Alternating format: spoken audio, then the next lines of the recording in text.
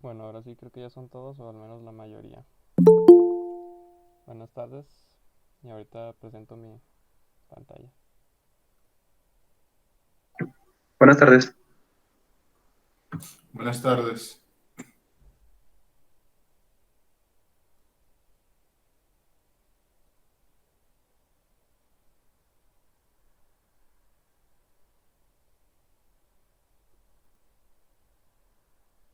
Bueno, el día de hoy les voy a dar estrategias para la programación competitiva. Primero, es normal sentirse frustrado o sentir que no tienes el nivel adecuado. La clave para esto y para muchas cosas más en la vida siempre va a ser perseverar, corregir y aprender de tus errores. Por aquí tengo una foto donde dice que si al menos das el 101% de ti todos los días, al cabo de un año vas a mejorar muchísimo. Pero si das menos de todo tu potencial, o si solo haces lo que ya sabes hacer, como la foto dice, pues no podrás llegar a ser más de lo que eres hoy. Bueno, pasos para resolver un problema. Primero, leer muy bien el problema y las subtareas. Esto es porque hay veces que los problemas tienen varias subtareas. Las subtareas que te dan menos puntos son las que son más fáciles. A veces lees el problema y piensas que no lo puedes resolver, pero resulta que una o dos subtareas sí las puedes resolver. Y eso te puede ayudar entre calificar o no, o conseguir un mejor lugar. Entonces siempre lean todos sus problemas y pongan especial atención en las subtareas en caso de que las haya. Después, formalizar el problema. Es común encontrar en problemas que tengan una historia o cosas así. Vamos a intentar dejar eso de lado y solo poner atención a la entrada que nos va a dar, la salida que debemos arrojar y cómo podemos hacerlo. Que eso nos lleva al paso 3, idear una solución. Primero tiene que ser en nuestra cabeza, no nos vayamos luego a codificar. En este caso, nuestra solución debe ser eficiente y debe saber solucionar el problema. En diapositivas más adelante voy a explicar un poco mejor qué es la eficiencia de un algoritmo. Una vez que ya tengamos una posible solución, debemos de probarla al menos con el caso de entrada que nos da el problema y si se puede con otros dos o tres casos más. Si funciona, podemos empezar a implementar o a codificar. Una vez ya tenemos la codificación, podemos empezar a hacer pruebas. Si llega a haber un error o algo no funciona como nosotros pensábamos, pues nos vamos a tener que regresar a arreglar el código. La idea y lo más este, recomendable es que no se pasen mucho tiempo en arreglar errores del código. Si de plano está muy mal o hay cosas que no entienden, vuélvanlo a hacer o váyanse a otro problema. Ah, olvidé decirles que esta presentación y el video lo voy a subir para que si quieren no tomen notas o no escriban los códigos que les voy a pasar porque todos pues, los van a estar en la plataforma y mejor se enfoquen en ponerme atención y hacerme preguntas si tienen. Y bueno, una vez ya tengamos el problema, ya compiló y funciona con los casos de entrada, pues lo tenemos que enviar y tener la esperanza de obtener un accepted. Si no nos lo da, checar por qué no nos lo pudo dar y así seguirle. Ahora, algunos consejos para concursos individuales y en equipo. Si es en equipo como el del ICPC, lo más recomendable es primero dividir los problemas. Me parece que dan más de 10 problemas y los dan todos impresos. Entonces, si son tres integrantes, cada quien váyase leyendo un problema. Pero todos deben de leer los problemas al finalizar la competencia. Deben mantener la comunicación. Si, si descubren que un problema está fácil o tienen una posible solución, pues adelante que ese se vaya a programar. Porque en este tipo de competencias solo uno puede programar al mismo tiempo. Los otros dos deben de seguir leyendo los problemas e idear soluciones para para estos problemas. Igual, probando sus soluciones en el papel. Y bueno, lo recomendable es que en cada integrante de su equipo sea especializado en cierta área. Por ejemplo, los que acaban de egresar con nosotros del Club de Algoritmia, uno era especializado en grafos, otro en programación dinámica y otro en matemáticas.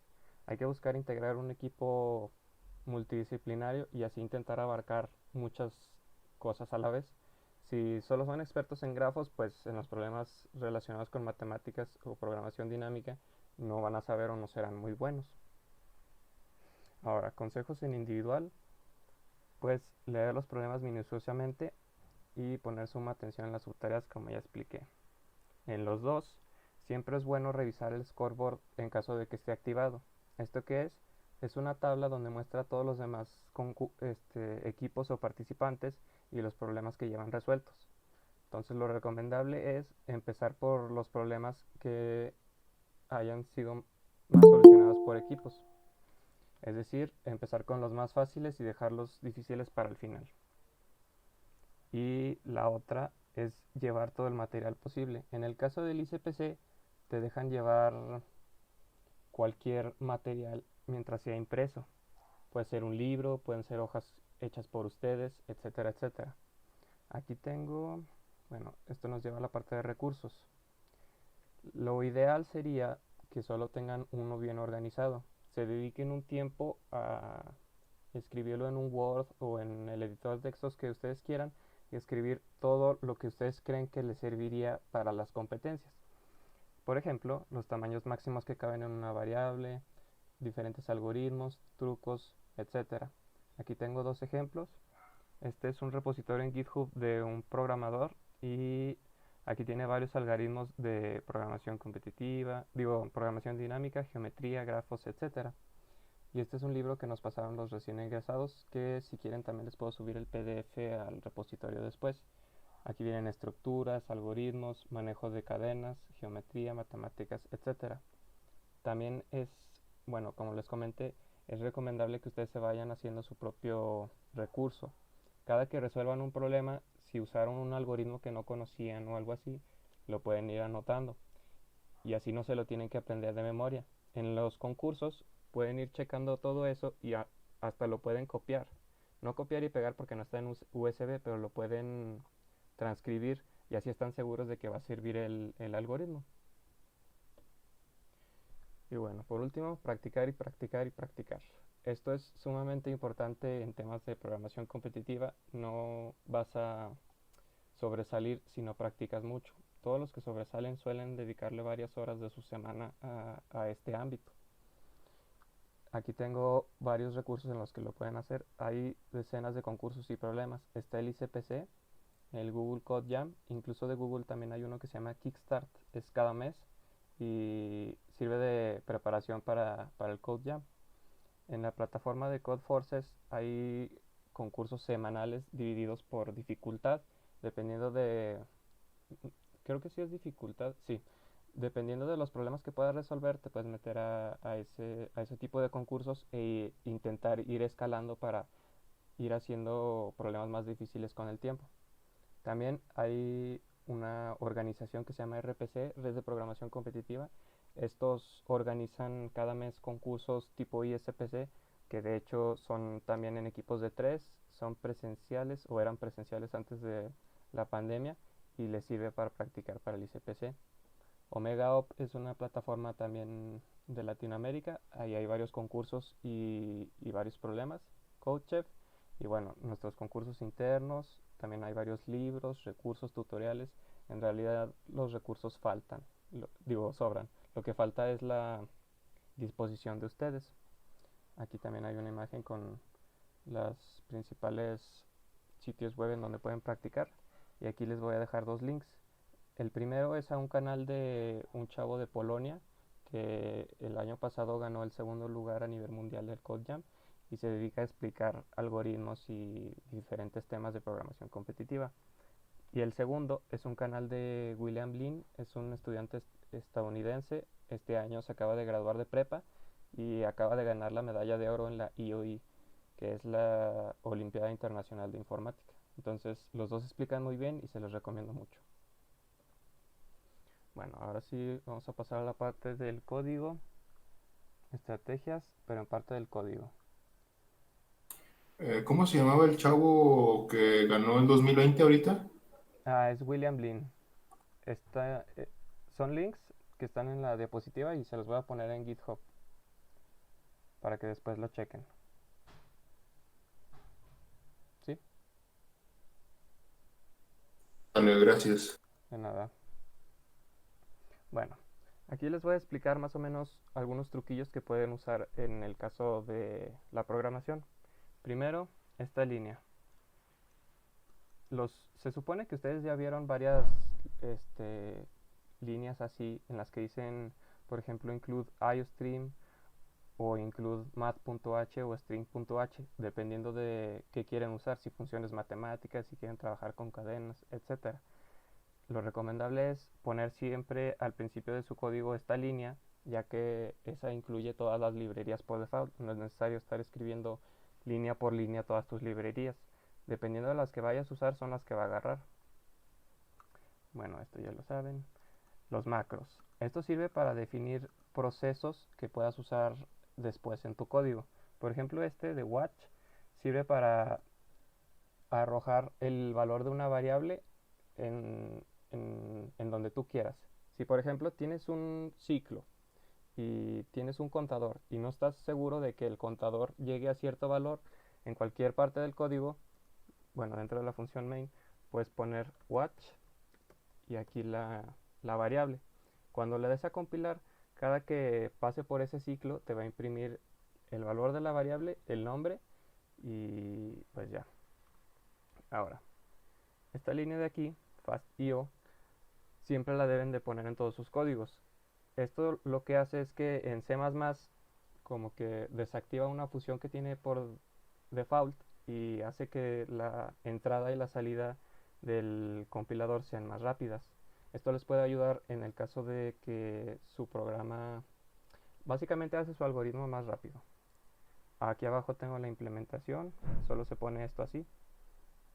Y bueno, también les voy a pasar esta plantilla por GitHub para que la tengan cuando quieran. Después nos pasamos a los typedef. Si quieres declarar una variable con una sintaxis tan larga como long long int o en el caso unsigned long long int, que es sin signo, en lugar de poner todo ese nombre en el código, simplemente aquí pones lo que tú quieras. En nuestro caso lo hacemos relacionado a la variable que queremos poner, LLI o ULLI. Esto, ¿qué beneficios nos proporciona? Por ejemplo, aquí, si se fijan, declaré tres variables, n1, n2 y n3. Esta es la parte o la forma en la que no deberían hacerlo porque no es ni práctica ni rápida. Y se pueden ahorrar todo eso simplemente al escribir esto. Las cuatro letras que definimos allá arriba, ULLI, al igual que declarar todas las variables en una sola línea. Bueno, y por aquí hay una constante que es el primo más grande que cabe en un int y te dice el valor más grande que puedes poner en un entero. Ahora, si quieres trabajar con decimales, lo recomendable es usar el tipo de variable o de dato double en vez de float. ¿Esto por qué? Porque nos da más precisión. Por aquí, primero, antes de que se me olvide, siempre que vayan a usar una variable, al momento de declararla, igualenla a 0. Si no la igualan a 0 y después la quieren usar, puede ser que tome valores extraños y no haga lo que ustedes quieran. Entonces, siempre que declaren una variable, igualenla a 0 para que estén seguros del valor que le están asignando. Ahora, en este caso, estoy usando dos variables de tipo double. Incluso aunque sea más preciso que float, puede ser que pierda cierta precisión. Por ejemplo, si aquí le asigno esta operación, ¿cuál valor sería el que le debería asignar a B?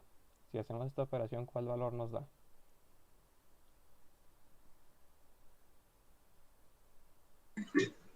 1. Exacto. Si paso el cursor por arriba, me sale como que lo está declarando, pero al último me pone decimales extraños. Ahora, si pongo esta operación, lo que hace es imprimirme en formato decimal con 20 decimales la variable que acabo de declarar. Lo vamos a compilar.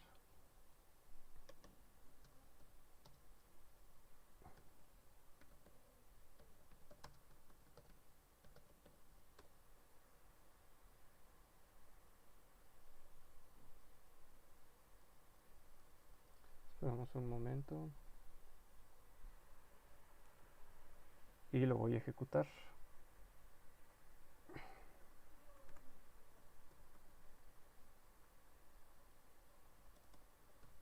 Ahora, primero quedamos que me iba a imprimir ese número con 20 decimales, ¿no? Me debería imprimir un 1 con 20 ceros a la derecha. Vamos a ver qué hace.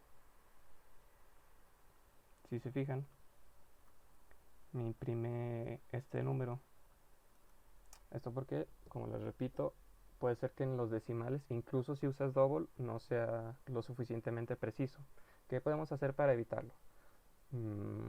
Por ejemplo, si quieres comparar ese número que tú acabas de almacenar con uno ya fijo como 1, si escribes esta operación A igual a B, es lo que les digo, no se recomienda usar en decimales porque puede ser que no nos dé igual por esos últimos decimales. Si se fijan, aquí me dio no, que no es igual.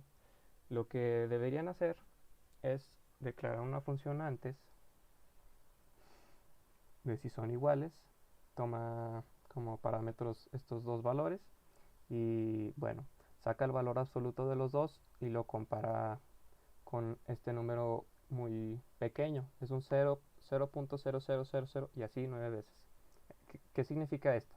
Que si la diferencia entre esos dos es muy pequeña, significa que son iguales.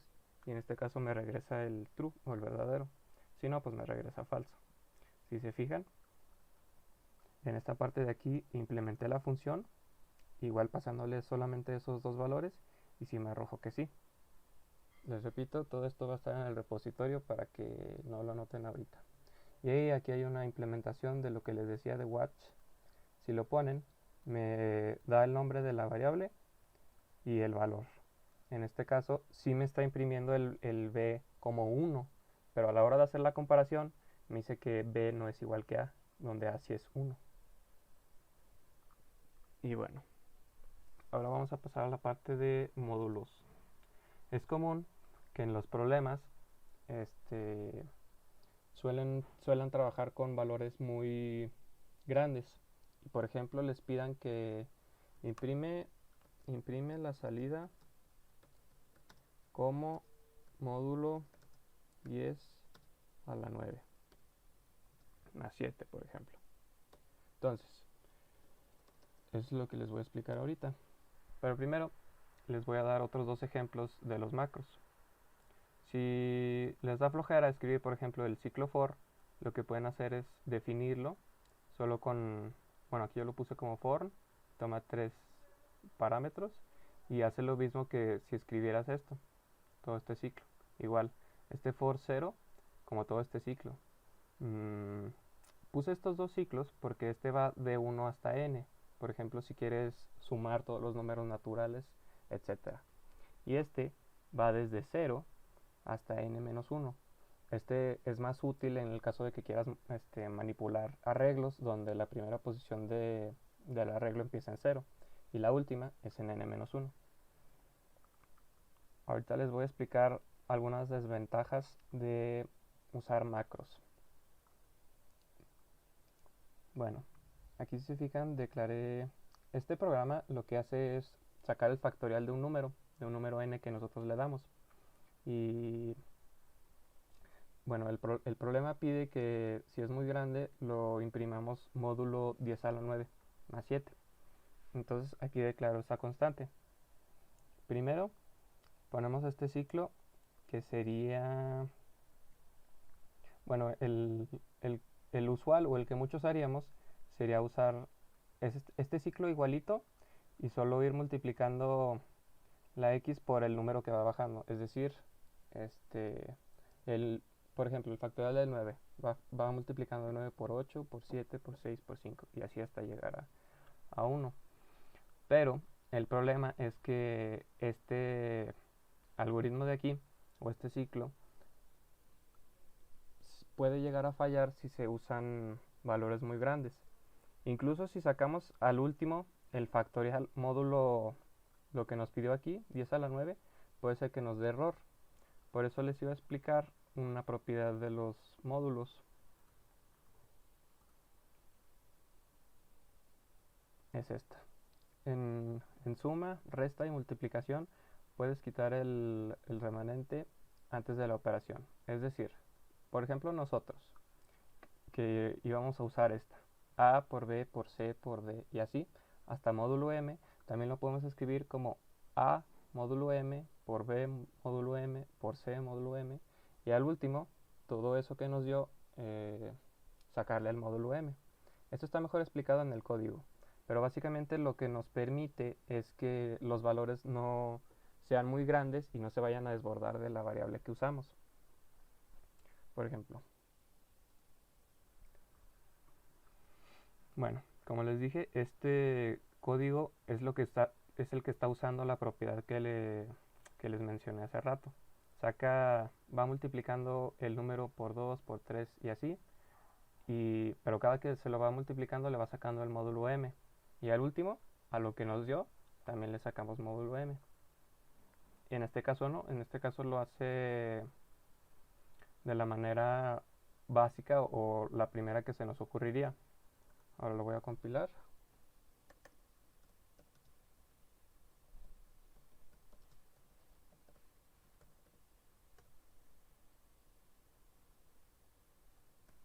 Si tienen preguntas me pueden ir diciendo, puede ser que vaya muy rápido o muy lento, no sé.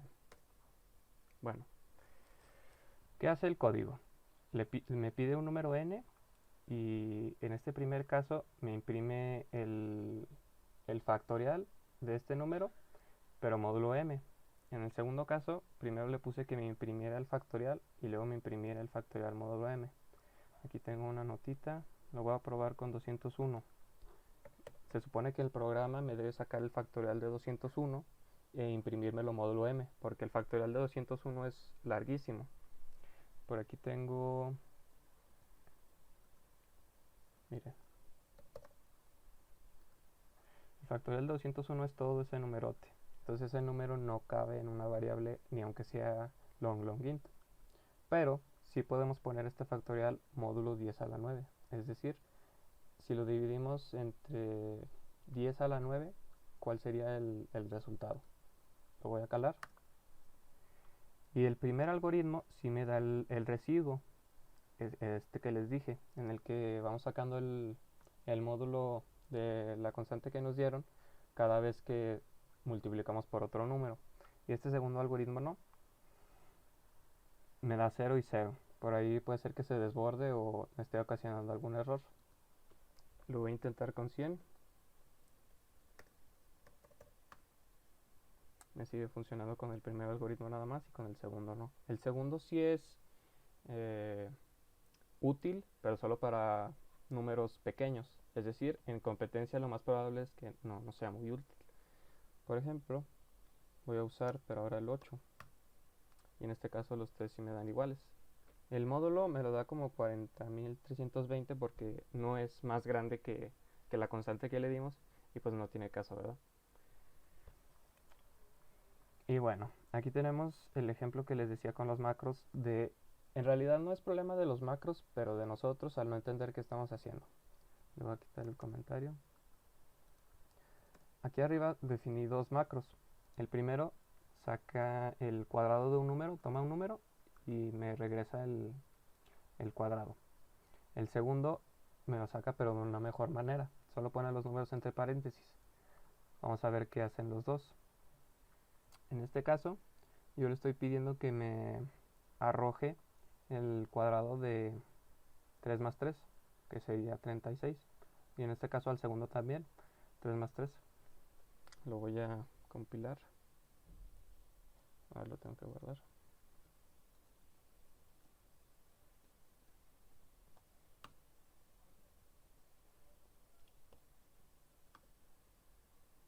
Le damos el 8. Y aquí está, estos dos de aquí abajo. En uno me está arrojando 15 y en el otro me está arrojando 36. ¿Por qué? Si nos vamos a la definición de este marco que les dije, si se fijan, me está multiplicando a por a, pero sin paréntesis. Es decir, cuando yo le paso 3 más 3, en realidad me está haciendo esta operación, que es 3 más 3 por 3 más 3.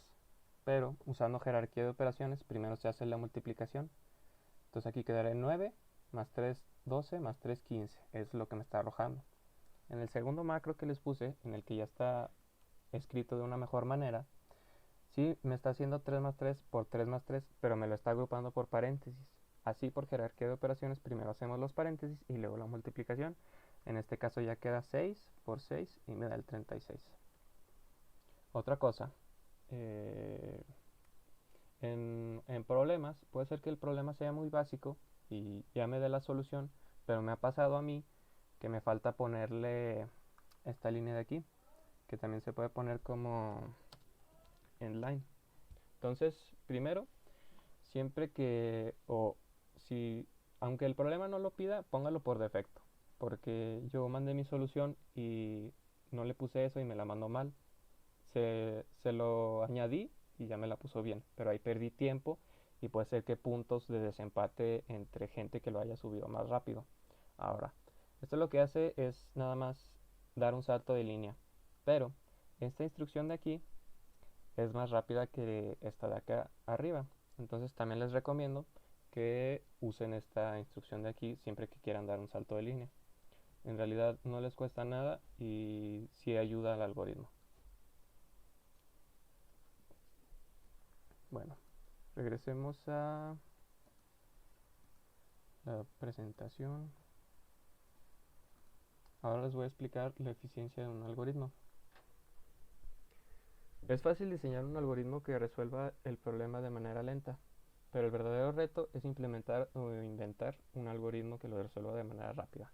Antes de seguir, ¿alguno tiene alguna pregunta sobre los dos códigos que les puse anteriormente?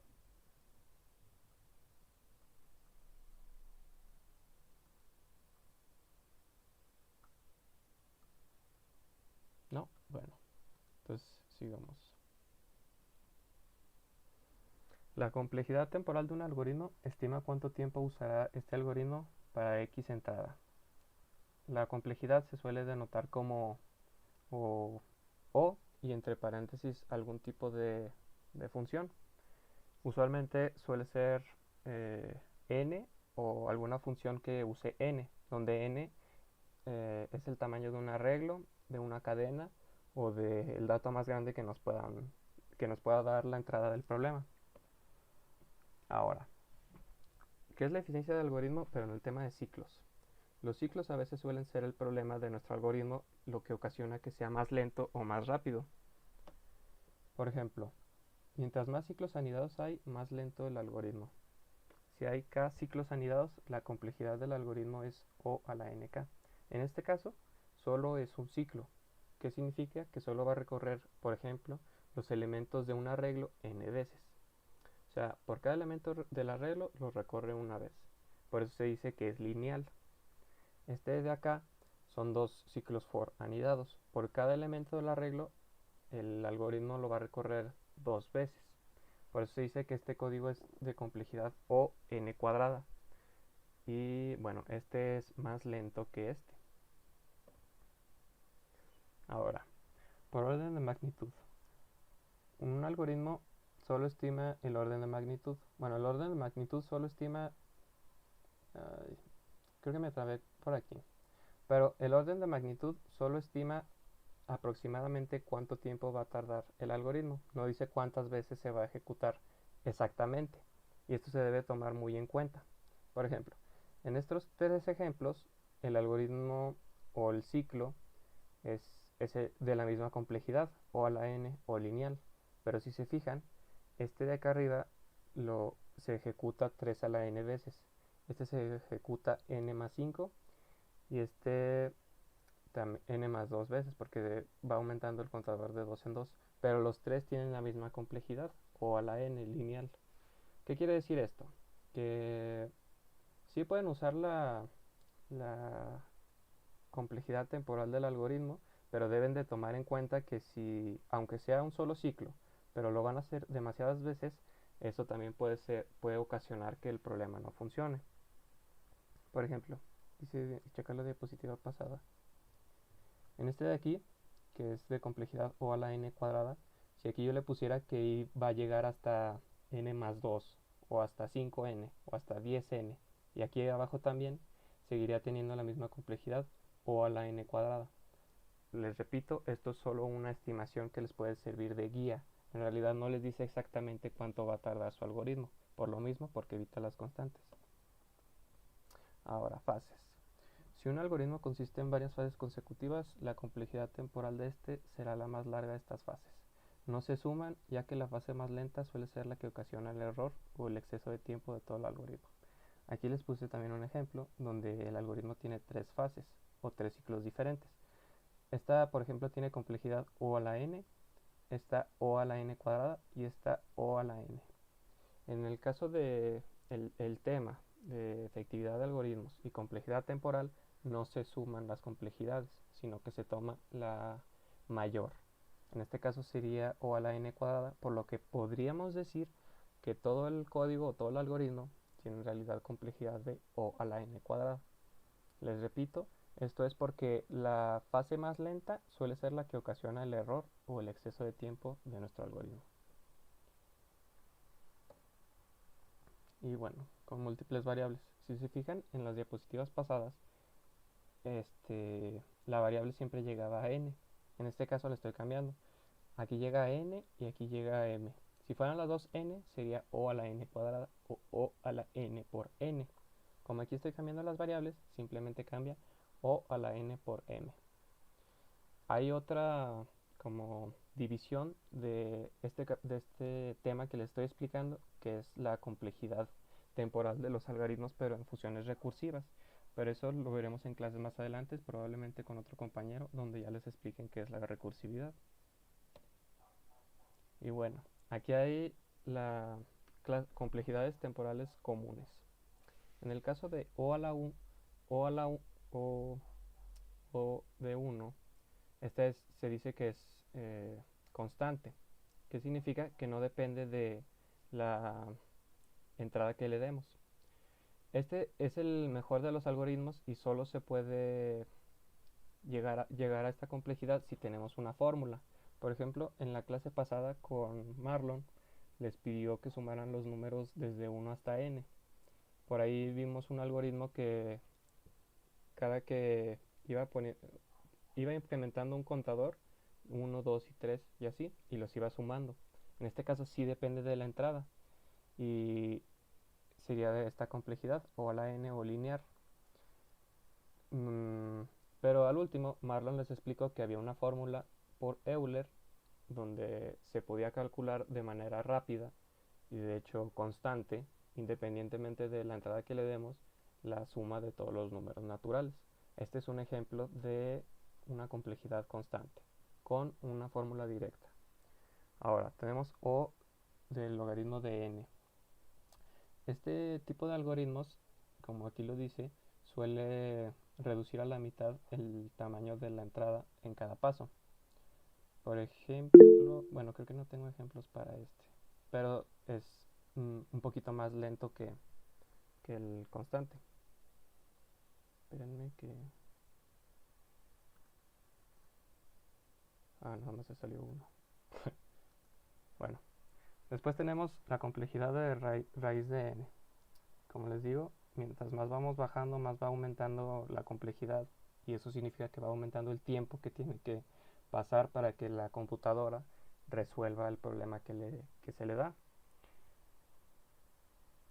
Después tenemos el lineal, que como les digo, solo va a pasar por la entrada un número constante de veces, ya sea una vez o 5 a la n, etcétera.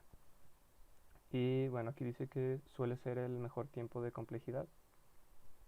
Si logran resolver o idear una solución con esta complejidad, casi les garantizo que siempre va a pasar en tiempo, y es decir, que les va a dar todos los puntos.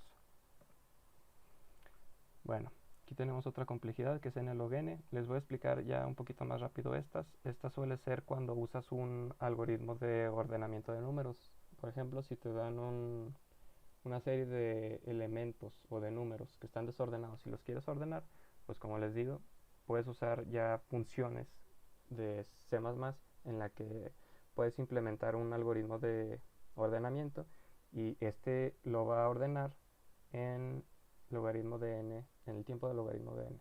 Y bueno, se multiplica por n porque es la entrada que le damos, ¿no? Ahora, por aquí tenemos un ejemplo de cuadrática que, como ya les dije, puede ser 2 ciclos anidados. Un ejemplo de cúbica, 3 ciclos anidados. Un ejemplo de 2 a la n. Estos últimos dos suelen ser muy largos y casi nunca pasan en una competencia. Esta complejidad se suele usar cuando el algoritmo itera a través de todos los subarreglos o subconjuntos del arreglo principal. Ejemplo, si le damos un arreglo de 1, 2 y 3 y nuestro algoritmo itera sobre todos sus subconjuntos, pues va a pasar por el conjunto vacío, el conjunto individual de cada uno, 1, 2, 3 y así, ¿verdad? Hasta llegar al último. Y la última, n factorial, que como les digo es la más tardada de todas, pasa cuando queremos resolver un problema y implementamos algún algoritmo que nos pase por todas las permutaciones de algún conjunto.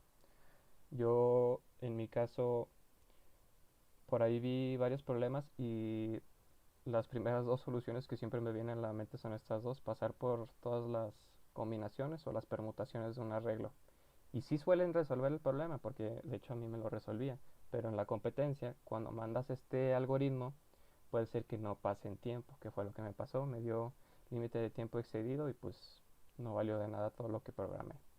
Por eso es muy importante que estén frescos con estos conceptos. Igual, como les digo, pueden tenerlos en una hoja aparte en el concurso y checar que su algoritmo que diseñaron sea de una complejidad adecuada para el problema.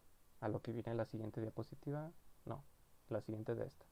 Bueno, aquí dice que un algoritmo es polinomial si su complejidad temporal es al menos O a la n de k, donde k es constante. Es decir, todos los anteriores que les dije, menos los últimos dos, los que pasan por combinaciones y permutaciones. En la práctica, k es chica y si el algoritmo es polinomial, suele ser eficiente. Suele ser, es decir, no todas las veces es eficiente. Tienes que buscar reducir la complejidad aún más. Si no lo encuentras, si no encuentras un algoritmo que pueda solucionar el problema de una complejidad menor, pues ni modo, implementas la que se te ocurrió y rezas porque te dé algunos puntillos.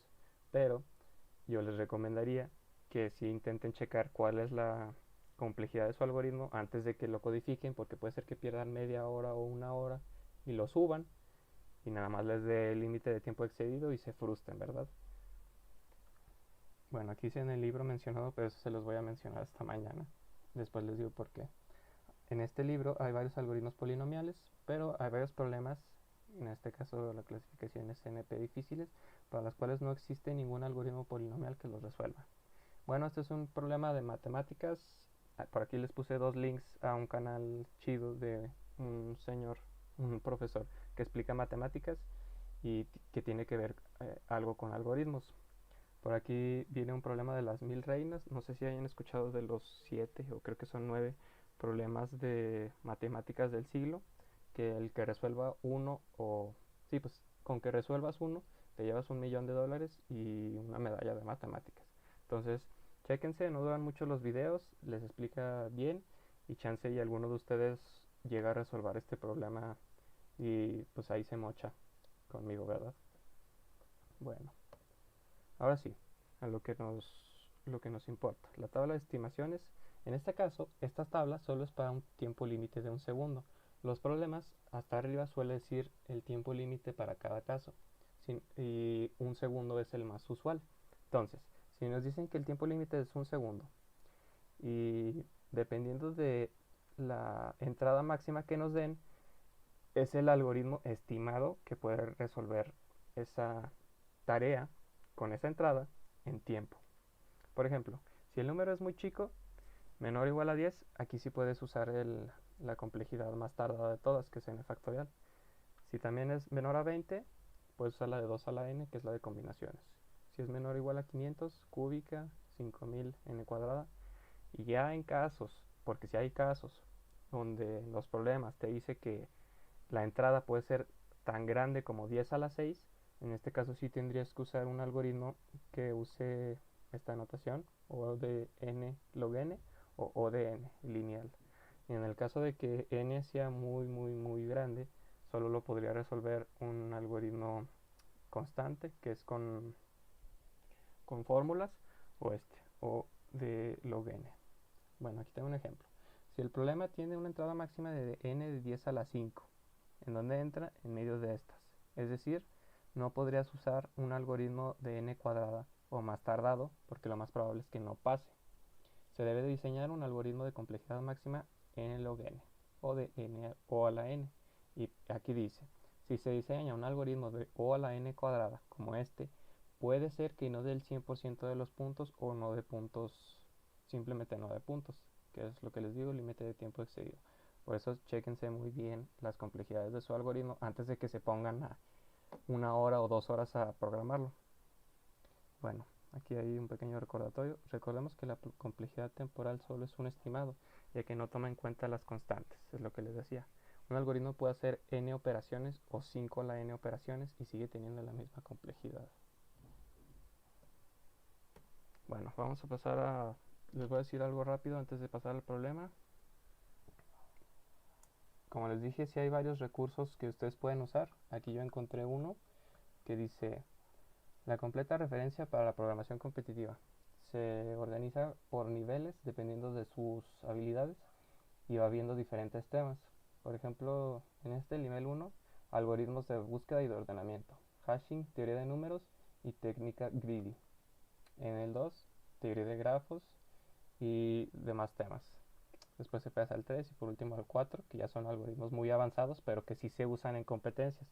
Entonces, si ustedes planean participar en competencias pero no quieren llegar a un nivel muy alto, pues les va a bastar con lo que les den en clases o con lo que les demos en el club. Pero si en serio quieren llegar a un nivel alto, puede ser que clasificar al regional o incluso al mundial, sí se deben de poner a estudiar por su cuenta. Este link se los voy a dejar en el repositorio. Por ejemplo, aquí tenemos este es el scoreboard que les decía de la competencia de Google, que fueron las finales mundiales de este año. En este caso, este chavo, Gennady Korotkevich, es de Bielorrusia, me parece. Ya está estudiando maestría, pero sigue participando en concursos. Y si se fijan, solo les faltó un concurso. Este es un gran ejemplo de lo que les decía de las subtareas. El problema puede ser que esté muy largo y para que te den todos los puntos de ese problema tienes que cumplir las dos subtareas. Pero si no se te ocurre una solución para la subtarea 2, puede ser que solo programes para la subtarea 1 y al menos ya te lleves esos 10 puntos.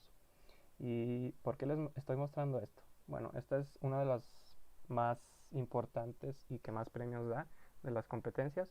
De hecho, se pueden meter a ver todos los problemas de competencias pasadas y además te deja ver los códigos pues de los que ganaron, ¿no? O también de tus amigos. En este caso, si se fijan, siempre usa C++. Y por aquí tengo un ejemplo del código para el primer problema, que es el más fácil de este chavo. Nada más para que se den una idea.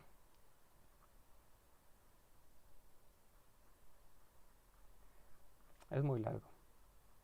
Pero todo esto se consigue con práctica, con investigación, con prueba y error y con resolver problemas. Puro resolver problemas. Ahora sí vamos a pasar a la parte del problema.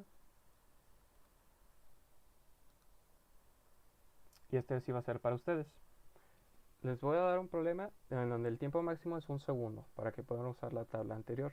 Ahora, el problema es, dado un arreglo de n números, tú debes calcular la máxima suma de algún subarreglo de este, es decir, la máxima suma posible de una secuencia de valores consecutivos del arreglo. Ojo, el arreglo puede tener números negativos. Y aquí hay un ejemplo. En el siguiente arreglo, el subarreglo en gris es el que produce la suma máxima en 10. Si sumas todos los números, te va a dar un número menor a 10. Y aquí dice que está permitido un subarreglo vacío en el que su suma sería 0. Por lo tanto, la suma siempre va a ser mínimo de 0. Por aquí les puse un link a un problema parecido en un juez, pero lo único que cambia es que la suma máxima también debe ser, bueno, tú sacas la suma de todos los subarreglos y luego le tienes que sacar el módulo que les decía, y al remanente o al restante de ese tiene que sacar el máximo. O sea, Es una variante de este problema, pero por ahí la pueden checar por si quieren, antes de que yo lo explique, que lo voy a explicar mañana, cómo se podría solucionar y si su problema o su solución es óptima. Ahora, aquí hay un ejemplo de entrada. De entrada te van a dar un número n y después de ese número te van a dar n números separados por un espacio que es el arreglo que tú quieres sacar la máxima suma. Y de salida, pues me tiene que dar el 10, ¿no? Con la entrada que les dije. Ahora, por aquí les puse una tabla con subarreglos, como quien dice, válidos o permitivos. Puede ser todo, puede ser solo una parte, solo uno, puede ser el vacío. Y este último no puede ser porque no son contiguos. ¿Sí me explico? Tienen que estar pegados a fuerzas uno con otro. Y bueno, aquí les digo las subtareas que les digo. En el caso de la 1, te daría 10 puntos. Ay, este no era 30 puntos, era 70, pero bueno. La n que les voy a dar va a ser menor o igual a 10 y todos los elementos del arreglo van a ser positivos o mayores a 0. La subtarea 2, la n que les voy a dar es menor o igual a 20 y todos los elementos del arreglo están ordenados. Y si se fijan aquí no dice que son positivos. Aquí eso también lo tienen que tener bien en claro. Si no lo dice, entonces ustedes asuman que los números pueden ser tanto positivos como negativos. Pero si dice que están ordenados, eso te lo asegura. Y para la subtarea 3, n puede ser 0 o puede crecer tanto como 10 a la 6. Y bueno, los elementos del arreglo no están ni ordenados y pueden ser positivos y o negativos. Y ese es el final de la presentación. Este problema se los voy a dejar de tarea ya para terminar esta clase de hoy. Lo pueden intentar. ¿Qué es lo que me gustaría que hicieran? Primero, lean bien todo el problema. Segundo, piensen en una solución y una solución óptima. Para las primeras dos subtareas, en realidad es trivial y me parece que pueden usar cualquier solución con cualquier complejidad. Ahora, nos vamos a enfocar en la subtarea 3, que dice que n puede ser tan grande como 10 a la 6. Nos vamos a la tablita que les dije y si n es menor o igual a 10 a la 6, lo que tienen que hacer es diseñar un algoritmo que máximo tenga complejidad de o n log n o de o a la n, o sea, lineal. Si me diseñan un algoritmo con dos ciclos for anidados o con tres, pues ese no va a pasar y se los aseguro que no va a pasar para la tercera subtarea que les estoy dando. Pero esos dos algoritmos que les acabo de decir que se les podría ocurrir para resolver el problema, sí pueden pasar para las dos subtareas que les digo y pues ya les puedo dar algunos puntillos. En realidad los puntos los inventé yo, ¿verdad? Pero es nada más para que se den una idea de en un concurso cómo está. Un problema puede ser fácil o difícil y lo verdadero bueno son las subtareas. En el caso de, por ejemplo, el CodeJam, como ya les dije.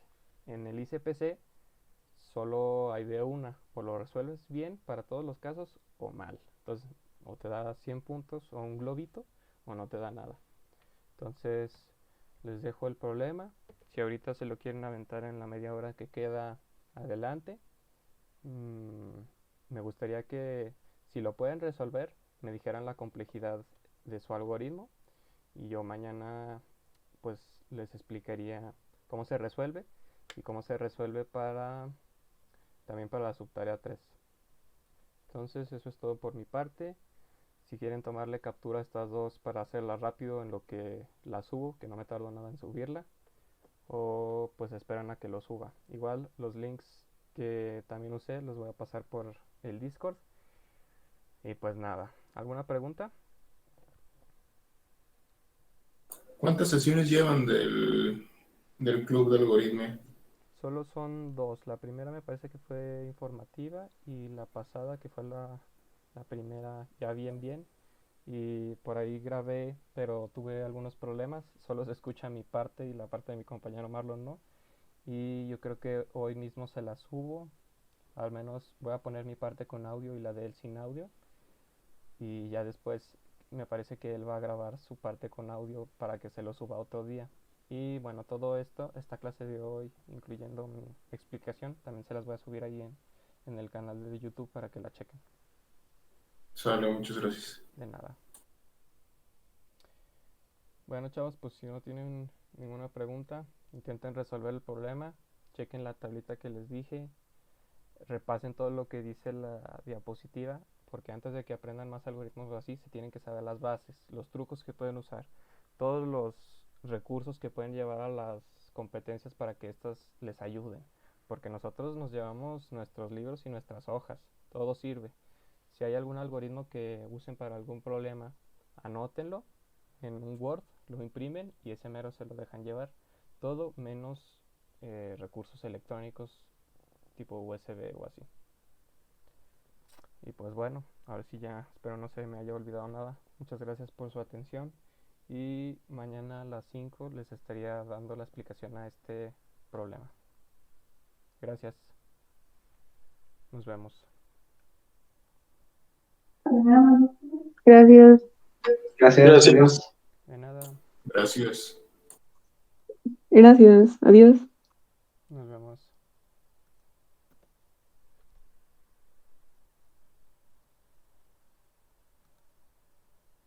Una pregunta, Joel.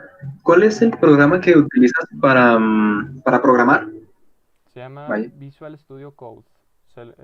Lo uso porque a mí me Ok. gusta, porque se ve chido en colorcitos, pero en realidad este entorno de desarrollo no lo usan en las competencias. Entonces, Ok.